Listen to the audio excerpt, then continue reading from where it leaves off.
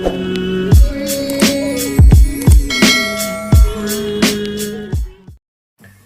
semua, Assalamualaikum. Jumpa lagi bersama saya, Cikgu Tengku dalam video pengajaran dan juga panduan menjawab bagi buku aktiviti pendidikan keselamatan jalan raya PKJR tahun 1, aktiviti 21, 22 dan 23.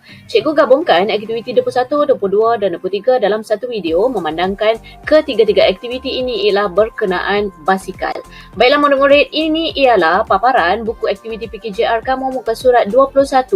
Tajuk untuk muka surat ini ialah mengenal komponen basikal dan arahan untuk muka surat ini ialah gunting gambar pada halaman 39 dan tampalkan pada ruangan yang betul. Baiklah murid-murid, ini ialah paparan buku aktiviti PKJR muka surat 39.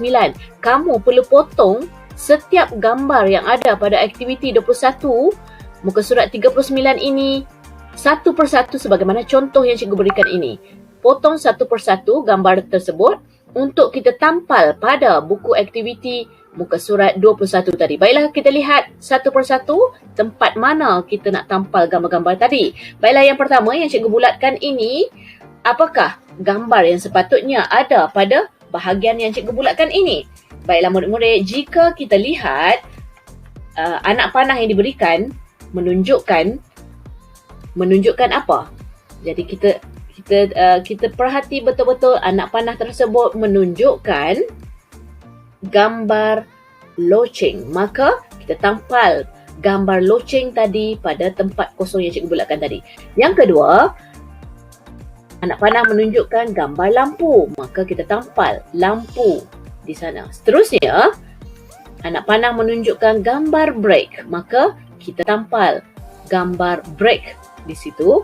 Seterusnya, anak panah menunjukkan gambar pedal ataupun pengayuh dalam bahasa Melayunya.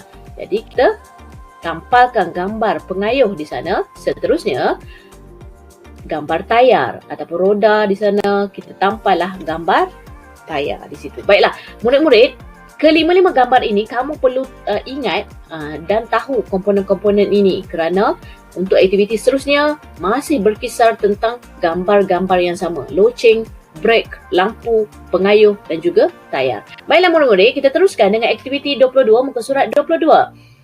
Ini ialah paparan buku aktiviti kamu muka surat 22. Tajuk untuk muka surat ini ialah fungsi komponen basikal.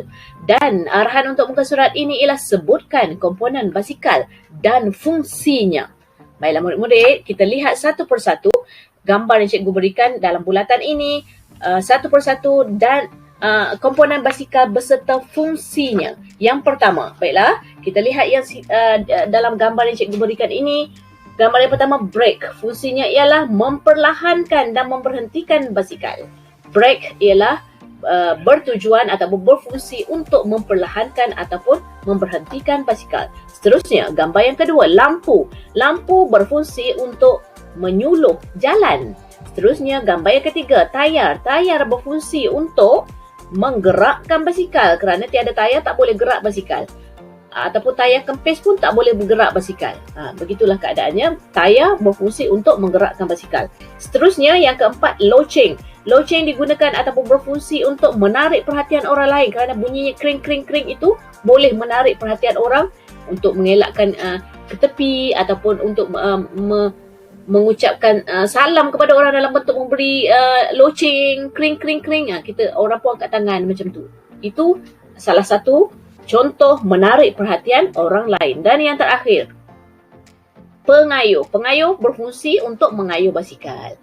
Kerana memang namanya pun pengayuh, fungsinya ialah untuk mengayuh bagi menggerakkan basikal. Baiklah murid-murid, kita teruskan dengan aktiviti 23 muka surat 23. Ini ialah paparan buku aktiviti kamu muka surat 23, aktiviti 23. Tajuk untuk muka surat ini ialah akibat komponen basikal yang rosak. Okey, dan arahan untuk muka surat ini ialah nyatakan akibat jika komponen basikal kamu rosak.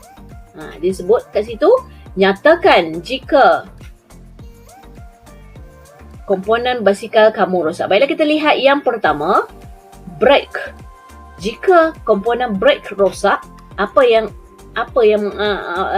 akibat kepada kita? Jadi Saya tidak dapat memperlahankan basikal saya. Dalam bulatan yang cikgu berikan dengan gambar kuning itu, saya tidak dapat memperlahankan basikal saya kerana bila brake rosak maka kamu tidak dapat memperlahankan basikal. Bila laju tak dapat nak brake. Jadi kamu kena brake dengan kaki. Itu mengundang bahaya dan kemalangan kepada kamu. Seterusnya, gambar yang kedua, bulatan yang kedua cikgu bagi ialah loceng. Loceng akibatnya jika rosak, saya tidak dapat menarik perhatian orang lain. Bunyi kring-kring-kring tadi tak dapat dibuat bila loceng rosak. Maka tak dapat menarik perhatian orang lain. Seterusnya, lampu. Lampu jika rosak, saya tidak dapat melihat jalan pada waktu malam. Betul lah. Lampu fungsinya ialah untuk menyuluh pada waktu malam. Jika tiada lampu, maka tak dapat menyuluh. Seterusnya, yang warna biru yang cikgu bulatkan itu ialah pengayuh. Pengayuh, jika pengayuh rosak, saya tidak dapat mengayuh basikal. Tak ada pengayuh, maka tak dapatlah mengayuh basikal. Seterusnya yang terakhir, gambar tayar.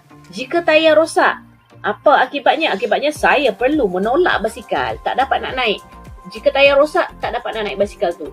Ataupun tayar kempis pun tak dapat nak naik. Sebabnya dia akan jadi berat. Maka saya perlu menolak basikal tu. Maksud tolak tu kamu pegang tanpa naik, jalan bawa dia.